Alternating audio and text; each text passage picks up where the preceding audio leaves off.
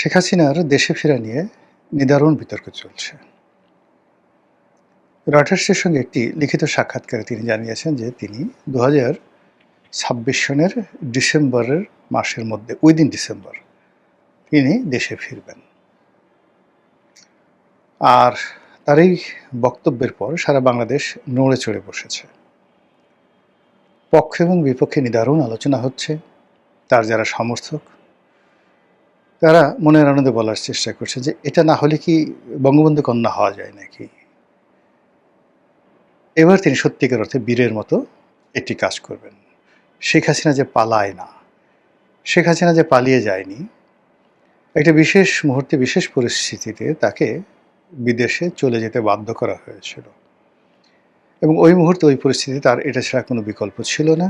এই জন্য তিনি গেছেন। আবার তিনি একেবারে বিরূপ অবস্থা, তিনি জানেন দেশে গেলে তাকে জেলে যেতে হবে, দেশে গেলে তাকে ফাঁসিতে চড়তে হবে, এমনকি তিনি মবের শিকার হয়ে মারা যেতে পারেন, এমনকি তাকে মেরে ফেলা হতে পারে, আরও অনেক কিছু। তারপরেও তিনি দেশে যা আসছেন, এই যে তার যে সাহস, দুর্নিবার সাহস, এটি জন্মগত। তার বাবার এই সাহস ছিল। পাকিস্তান শাসক গোষ্ঠীর বিরুদ্ধে তিনি তার জীবনের পুরোটা জীবন সংগ্রাম করেছেন। প্রায় ১৬টি বছর তিনি মানে সেই রাজনৈতিক জীবনে 1954 থেকে যদি 70 পর্যন্ত ধরেন ১৬টি বছর তিনি শুধু জেলেই কাটিয়েছেন। তো কাজেই জেল জুলুম হুলিয়া এই রক্তের যারা বাহক, এই বংশের যারা লোকজন, তাদের কাছে এটা কোনো বিষয় না।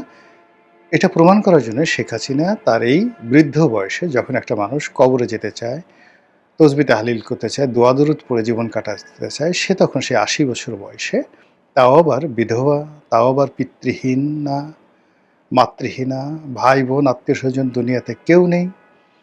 তো সেই অবস্থাতে তিনি সারা দুনিয়ার বিরুদ্ধে একা লড়ছেন শুধু আল্লাহর প্রতি ভরসা করে। এটাই শেখ হাসিনা, এটাই বঙ্গবন্ধু কন্যা, এটাই আওয়ামী লীগের রাজনীতি, এই কথা বলছেন। আর আওয়ামী লীগের লোকজন আরে বাবা, জয় বাংলা, জয় বঙ্গবন্ধু, ধরো মারো কাটো, খেয়ে ফেলবো।